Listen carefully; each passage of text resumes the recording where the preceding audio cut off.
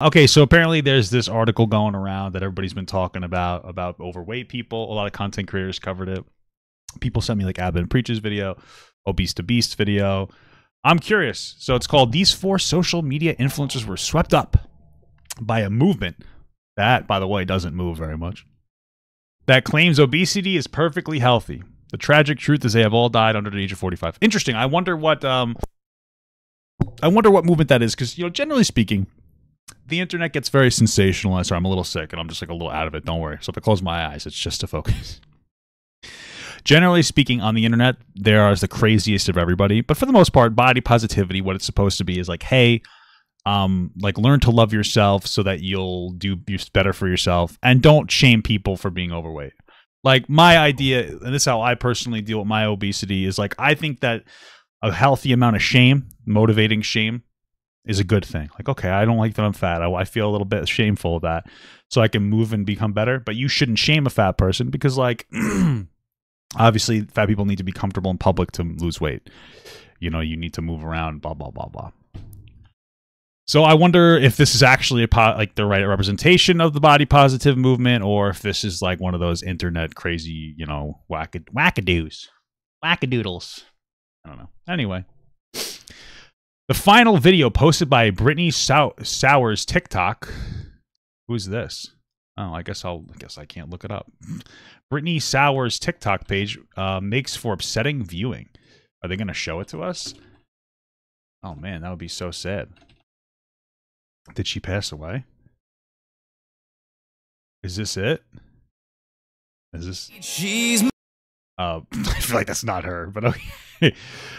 Speaking tearfully to the camera, the 31 stone. Isn't a stone 20 pounds? Dude, what is that? What is happening? What is happening right now? Oh my god, the ads are insane.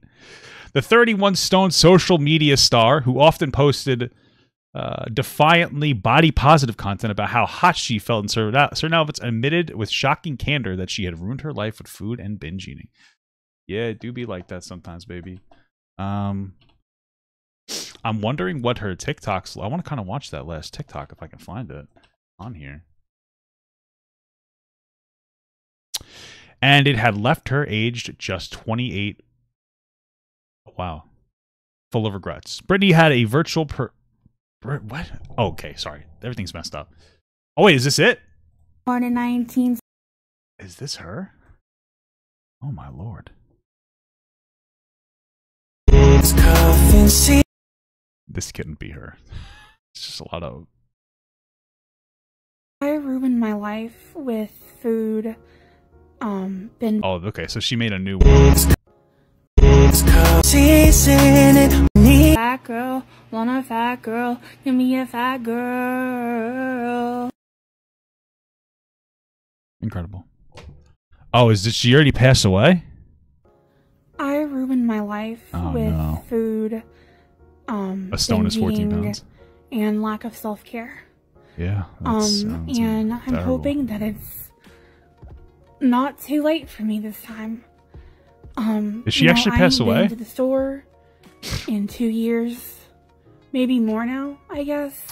What's interesting is, like, if this person can't get to the store, then somebody else is part of the enabling pipeline. You know what I mean? Because although I guess they can order the food online and people could come and bring it to her. I went to the post office once and that was hard. I went to... Yeah, same here, because they're so slow and everyone that works there's a bitch. to urgent care, and I thought my legs were going to give out from under me. Damn. Because I had to stand there the entire time after walking in. You know, I kept just looking back at the chair and just praying that I could just make it another second until she was done with me. You know, Damn.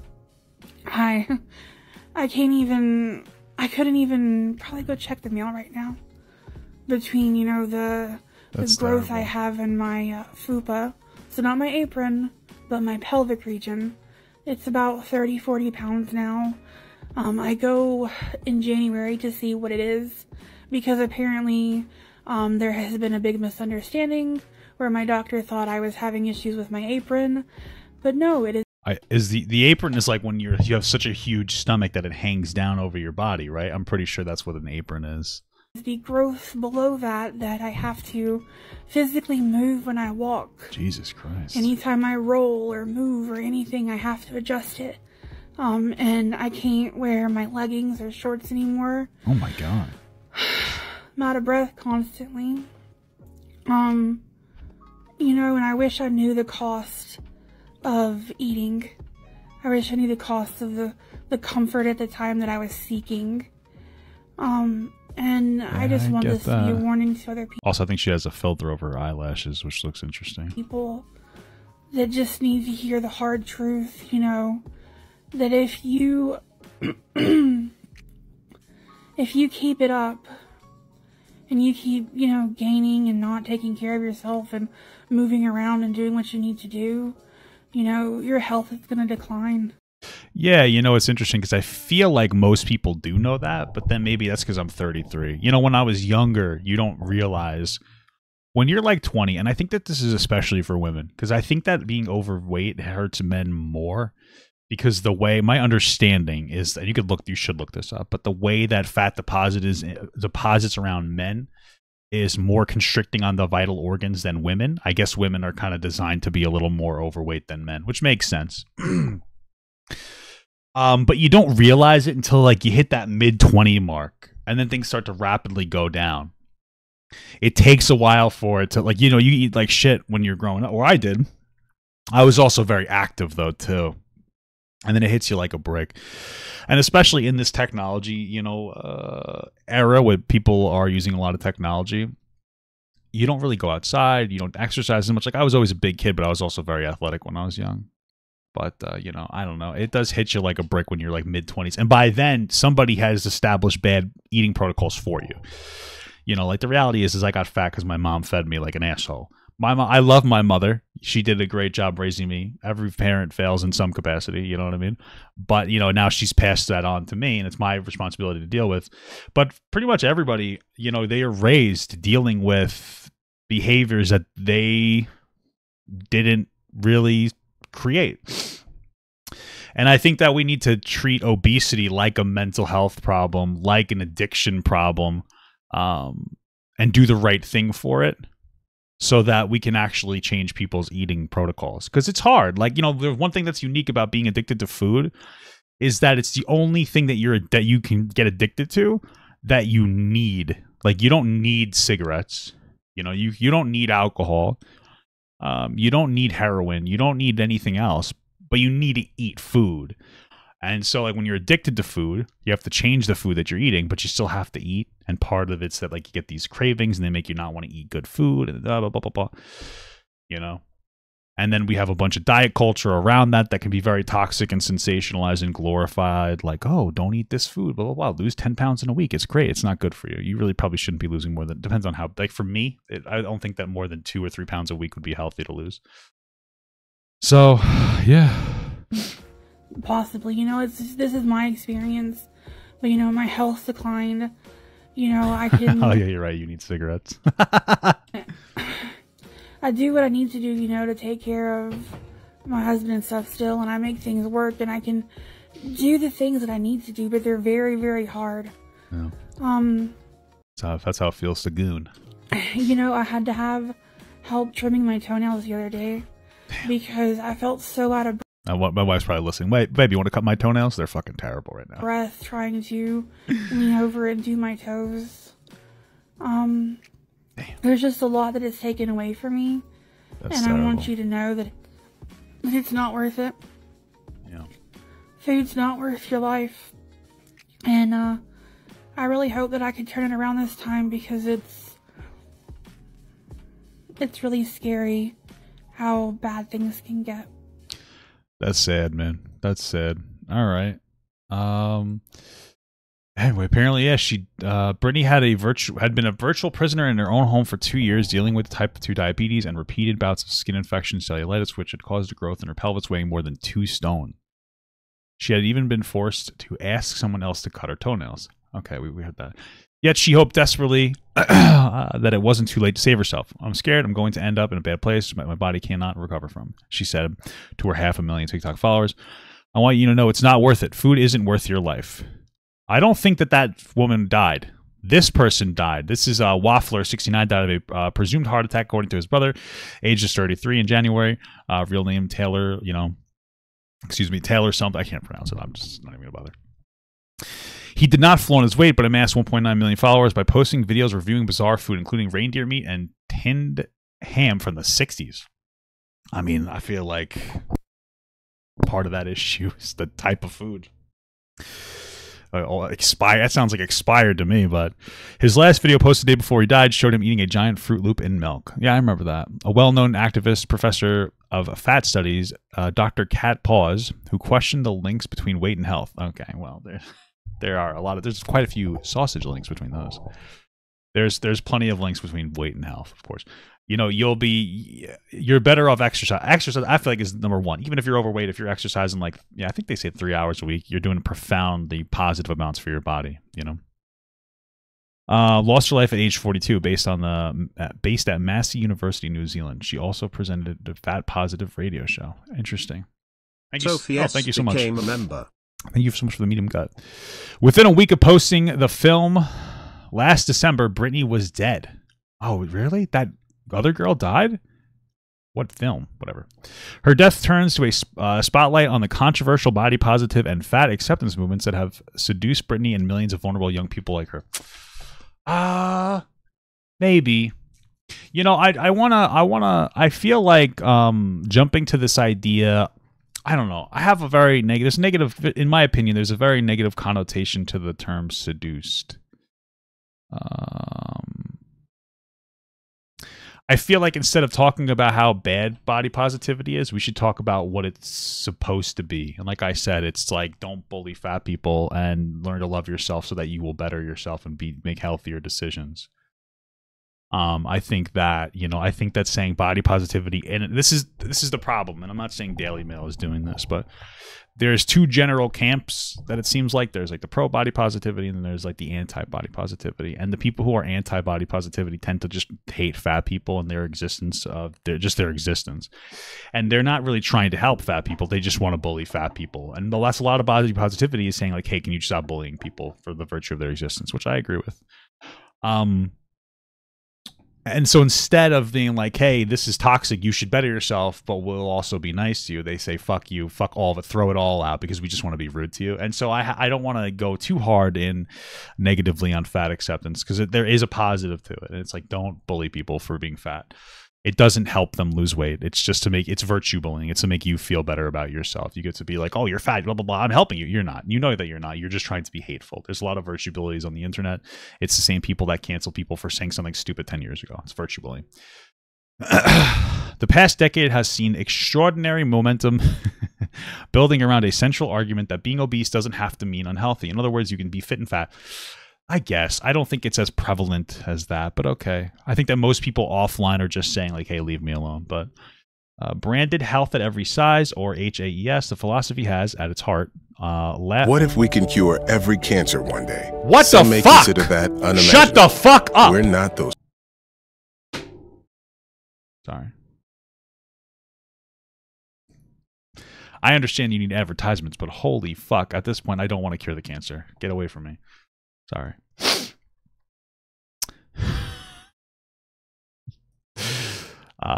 Okay. It aims to counter the multi-billion-dollar diet industry, which has a poor record when it comes to long-term sustainable weight loss. That's true. And act as an antidote to stigma encountered by people struggling with their weight. The idea is that rather than shame overweight people and force them to diet, they should be encouraged to embrace their bodies, find exercises they enjoy, and eat more nutritional. Yeah, that's a perfect way to say it.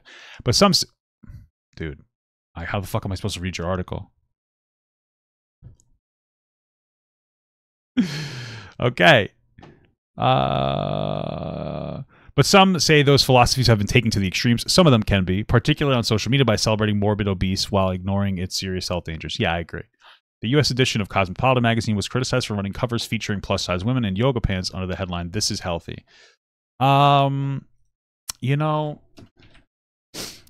me see. I don't know. Here's the thing. with this. I mean, I don't see the need to say this is healthy here. Maybe these women don't have health problems, but this is the thing. Is like this. I don't know what the article says.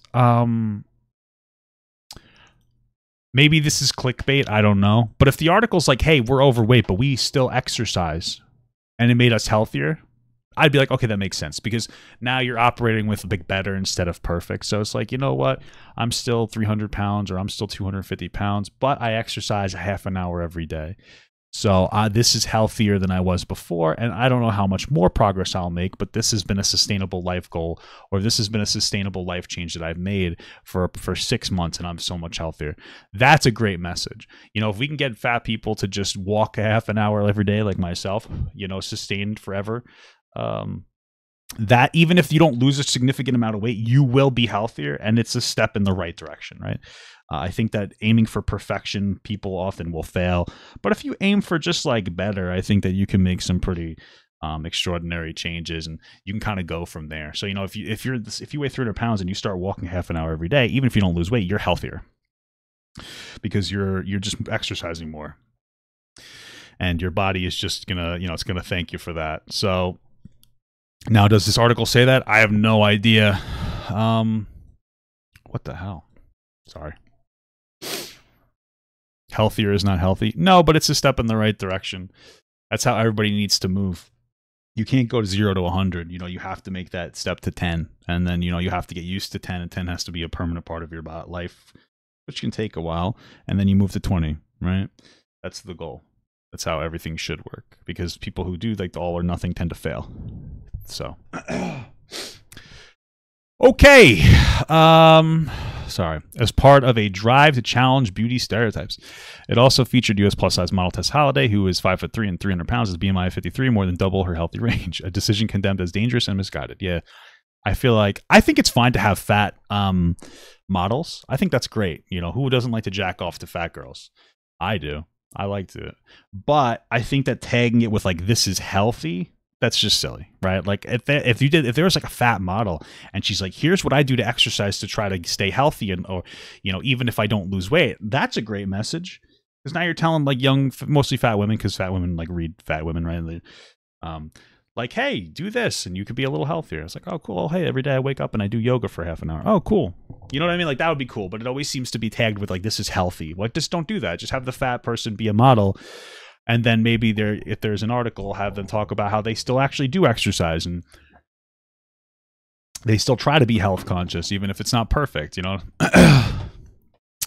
Self-styled fat activists, meanwhile, not only promote larger bodies as healthy, but reject decades of science which prove the dangers of excess body fat, discouraging devotees to ignore doctors who recommend they lose weight. Damn. That's unfortunate. What's weird is that the final videos posted to Britney Spears to make up for it. I don't know. The last one we saw was her singing. Yeah, incredible. Yeah. Some dietitians backing the belief even oppose weight loss jabs such as Wegovy. Wait, what? Sorry, this sentence threw me through a fucking loop. Some dietitians backing the belief even oppose weight loss jabs. Oh, jabs. Okay, such as Ozempic and bariatric surgery, because they continue to encourage weight loss as an important part of health. Well, weight loss is oftentimes a very important part of health. To me, the problem I have with things like Ozempic is it is expensive, but that doesn't teach you like a sustainable behavioral change. It keeps you dependent on a medication, and if you don't have that medication anymore, you're going to revert back to where you were, and I think that that could be very toxic. One organization, Hayes UK, described weight loss surgery as mutilating body parts and not compatible with loving your body as it is, and those who criticize it are labeled fatphobic, anti-woke. Well, I mean, if that's what if you need to get that surgery, do what you need to do. But I would say that you're better off trying to Wegovy? What is it? I don't know what the fuck this is. How do you pronounce that? Wegovy. Oh, Wegovy. Got it. I got it right the first time. Don't even worry about it. But yeah, to me, it's like a last resort. Little wonder that experts have described the movement as a cult. Some say the so-called body positive approach is also putting vulnerable people, young people at risk by failing to point out unpalatable scientific truth that obesity dramatically increases the risk of a wide range of chronic and life-limiting diseases.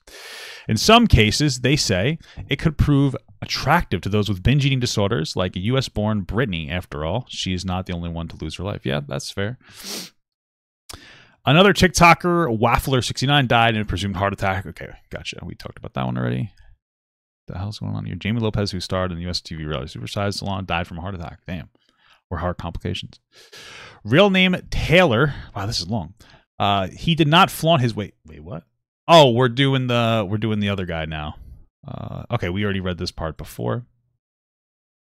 We already read this part, the Jamie Lopez. She had described being discriminated against for being a plus-size makeup artist and wanted women like her to feel confident and sexy, which is a fair thing. You know, it's a good thing for somebody that's overweight to feel confident, because if you don't feel confident, then you're not going to be able to go out and make a change, right? Like if you don't feel confident or comfortable in you know, outside, then you're not going to go outside to try to lose weight. So it's not a bad thing to make people feel confident and comfortable. But then Jamie decided to overhaul her health, eventually losing almost 180 kilograms. What is that in American? Before her death. That sucks. A well-known activist, professor of fat studies, Kat Paws. We watched this. We read that already. This article is full of like saying the same thing twice. But this is the 42-year-old radio fat positivity host. She said the science isn't quite as clear-cut as we'd like to believe, and there's not really quite a consensus yet about the relation between weight and health. Well, there is a fair consensus about that, but I would argue that exercise is probably more important than being skinny. Obese people, and even morbidly obese people, have just good health or better health than someone in normal weight range. I think that comes from, like, if you look at the what is it called? The BMI, the way that they record BMI, a normal weight range is unhealthy because like it just underestimates too much, and people tend to be healthier in like the overweight weight range, but like not as overweight as our society is, if that makes sense. Like it's like, oh, 20 or 30 pounds overweight's like the ideal based on BMI, but like a morbidly obese, which is like a couple 100 pounds overweight, obviously isn't healthy. Anyway, she died in 2020 from causes that have not been made public. Obesity researcher Sarah LeBrock, founder of charity All About Obesity, says that ignoring the health implications of excess fat is delusional. People are always going to be different shapes and sizes, she said. That's okay, and we need to be more accepting of that, but you must be mindful of the health implications. I agree. What we know is the more body fat you have, the more likely it is that you will be in an inflamed state. That means you might become insulin resistant and develop diabetes or end up with heart problems. True. Not everyone will, but the more fat you have, the more likely it is, she adds. What we can do is be delusional about that, or what we can't do. If you have a high BMI and you're not eating well, moving much, or looking after yourself, it's only a matter of time before that becomes a problem for your health, and you start getting aching knees, high blood pressure, sleep apnea, and that's just the start. True that. Miss LeBrock, am I saying that right? What do you think about that? Says her encounters with activists have been quite cultish. Everyone seems to think and speak the same way. And if they've got a handbook to recite from, as if they have a handbook they're reciting from. There's this idea that if you're big, you should stay that way, whatever the cost. I feel like very few people have that feeling, but okay. For obesity specialist, Professor Naveed Sadr, I don't even know if I'm saying that right. From the University of Glasgow, the science around health and obesity is irrefutable. Ample evidence shows obesity can promote or accelerate over 200 diseases, such as diabetes, strokes, many cancers, diseases that impact movements such as arthritis and mental health, he says. Higher waist girth is a major reason for people living with multiple chronic conditions, leading to suffering and health costs. And for those who say losing weight is not necessary to improve health, he adds, well, okay, so with that statement, like technically losing weight is not necessary to improve health if you're overweight. And again, if you just move around, like I had said before, like if you start working out 3 hours a week and you stay the same weight, you will technically have improved health from where you were. But overall, like you should do your best to improve your health. You know what I mean? Losing weight will generally improve your health unless you're underweight, which is not very talked about. Considerable evidence now shows intentional weight loss via lifestyle or drugs can help lower the risk of many chronic conditions and even reverse some, such as diabetes. Of course, these issues do raise some important points. I love this. I don't know what's going on here, but I love this picture. I love America. Far too many people do not like how they look, and for many people, diets do not work for them long term. And repeatedly failing to lose weight can take its toll on mental health. Yeah, I mean, it's tough to diet. I think that there's a lot of bad advice around diet culture. That's not necessarily sustainable. You know, doing stuff like having like a handful of broccoli every meal can probably help you a lot. Having like fruits instead of ice cream because there's fibers that encase the sugars so they process better. You know, these are some reasonable steps to take. For some, using social media to post pictures of themselves fat, happy, and eating what they want is a way to love themselves and their bodies. Incredible stuff. Dr. Asher Larmy. Why can't you guys have regular fucking names, dick? A GP based in Hertfordshire. What the fuck? And one of the UK's more public of UK proponents of Hayes believes doctors should not recommend weight loss. Okay. Doctors should if you need it. Some doctors are annoying though. Like, listen, I'm obviously fat and I deal with my, like, I'm a big chunky fuck. But one thing that gets annoying is when you go to the doctor and I have no problem with the doctor's like, hey, like, you know, you should lose some weight. It'll help you. That's great advice. One thing that bothers me is that when I go and they say, hey, try to lose weight by the next time, and then you come back and you haven't lost the weight, they sit there and they start berating you. It's like, I get it. I should have lost the weight. You're right, but shut the fuck up. I'm 33 years old and I'm paying you. You don't need to lecture me. I'm a grown adult, right? So when I go there and they're like, hey, you should lose weight, great advice. That's a good thing to say. But when they lecture you for 10 minutes, I'm gonna stop going to the doctor because it's just annoying. Like, I'm 33 years old. Don't stop lecturing people. That's not going to help unless they're asked for the lecture, specifically doctors and like adults. Or if you give the lecture one time, makes sense. But after that, like, you know what I mean? Like, there's no problem with like, hey, you should lose some weight, blah, blah, blah. I can, recommend you dietitian, all this other stuff. That's great.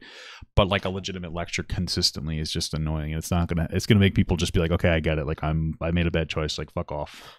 Like, obviously I'm probably stress eating and there's something stressful in my life. So like, I'm going to deal with it. Do my best to do better, but also, suck a fart. Yeah. Same thing with the dentist. Stop telling me my teeth are horrible. I'm just kidding. My teeth are pretty solid. My teeth are good. I don't have any cavities, but I have a lot of plaque buildup. And they're like, you're going to have to come twice this year. And I say, no. And I say, yeah, of course. And then I just don't.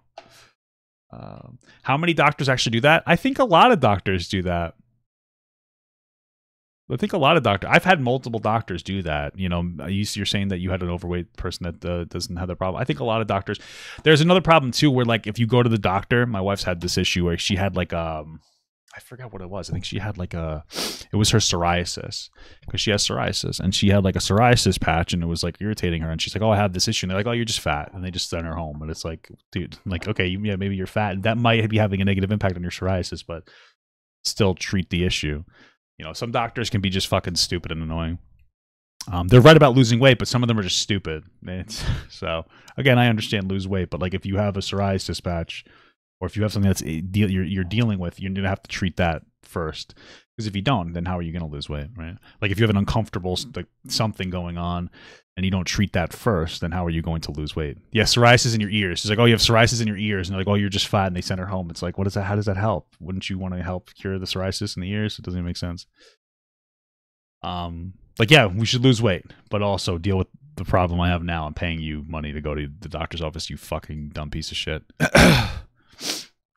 Posting to his 14,000 followers on Instagram as the fat doctor. He uses slogans such as fat and thriving, and you don't need to lose weight to improve your health. However, Dr. Larmy does concede that people who are fat are more likely to have certain conditions, although he says evidence doesn't prove excess fat is the cause. Okay.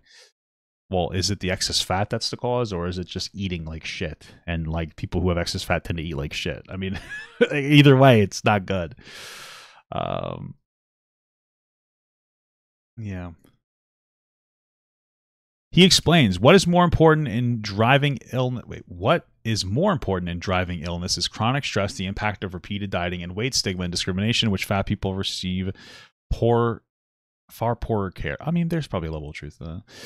The deaths of all these people is heartbreaking and tragic. Some are deeply sad and involve binge eating disorders, which shouldn't be confused with fat acceptance, but they in no way prove that you can't be obese and healthy. They kind of do. No. Dude, this article's fucking insanely long. Okay, listen. Oh, it's not. It's almost over. How many fucking ads are on this article? Okay. We're almost done. Sorry. Dr. Larmy's approach is not to mention weight or diets at all, and instead to find out what might improve an individual's overall well-being. I mean, that might work. I think that mentioning weight's okay. If you should be mature enough to be able to hear, like, hey, you're overweight. You should try to do something to lose weight. Maybe incorporate some healthier foods. Maybe you don't want a calorie tracker. But hey, stop drinking soda. Start drinking more water. My understanding is electrolytes make you less full or make you feel less hungry. I don't know, whatever, blah, blah, blah, something like that. But okay, I mean, I guess that makes sense. I mean, if you reduce the stress, then you might reduce the amount of food that they're eating just passively. I find what activity makes them happy and ask them to incorporate more of it into their daily lives. Whether that's walking on the beach, gardening, or cleaning the house. That's a good idea. Yeah. That's a good idea. That's increasing their overall fitness level. If they enjoy it, it's sustainable and will keep them moving in the longer term. I'll look at someone's daily diet and work out ways of eating better with the restrictions. Oh, this sounds like great advice. I don't like the way that they package it, but this is great advice to help fat people lose weight. Because a big problem is that people who tend to give people advice on losing weight are people who are never like fat in the first place. And so they don't really know what fat people are dealing with, right? So it's better if you engage in that capacity. So it's like, hey, this is some stuff that you could do. The result means people are happier and at a stable weight that's right for their bodies. They might, in some cases, lose weight. Just releasing people from that cycle of stress and anxiety over their weight can make them healthier overall. Yeah, that makes sense. At one point, some MPs on the Women and Equalities Committee called for medics to adopt the Hayes approach to avoid people being shamed for their BMI. I mean, there's a level of truth to this person. Okay. But is it all starting to crumble? The organization Hayes UK appears to have been disbanded, and individuals have posted on social media about rejecting the movement as a result of the spate of deaths. Ooh, that's a word. One wrote, the body positivity kept me fat and complacent and enabled me to not make good decisions. Another added, I feel guilty for being part of this movement. Health is real. Organs failing is real. Diabetes is real. It's not fat phobic to care about your health. That is also true. Lucy Daniels, former chairman of the British Diabetic Association, the professional association for UK dietitians, says Hayes and fat acceptance started off with the best of intentions, but it's gone too far. That probably is also true. Most people with excess weight would be healthier with less of it. That's true, especially how excess our weight is, especially in like America. We've been persuaded to accept that big is okay, and people who are obese must learn to love themselves. I feel like one of the issues is that, like I said again before, people aren't moving as much anymore. Back in the day, people used to have to go outside to do hobbies and stuff, and that's simply not a necessity anymore. But I've never met an obese person who didn't want to be more regular size. Sure, I agree with that. She concludes, if you are overweight, don't give up on healthy eating and healthier lifestyle choices. Yes, that will be harder than simply buying into the myth that you can be obese and healthy, but it's far more worthwhile health-wise. Yeah, okay. So, cool. Interesting. A lot of advertisements. I tend to agree. Like I said before, don't shame fat people, but if you are fat, you should feel a little bit of shame and hopefully motivating shame to lose some weight. Make small behavioral choices instead of trying to go big. Instead of going, oh my God, I'm only going to eat chicken and broccoli, maybe go to eat less fast food, incorporate more vegetables, eat fewer ice creams and sugars. And if you do have sugar, have fruit, drink more water, try to sustain that, walk for 20 minutes a day, et cetera, et cetera. Make small choices. So, yeah. Cool article. Do you think you need to be fat or have been fat to able to tell a person how to lose weight? I think it helps significantly, yeah. It's not that you need to have been fat to tell people how to lose weight. It's how to do it sustainably. Like if you're like, hey, eat less food and eat, yeah, no shit. Everybody knows that. But being able to come from a perspective of like knowing how difficult it is to lose that weight is obviously going to be more effective.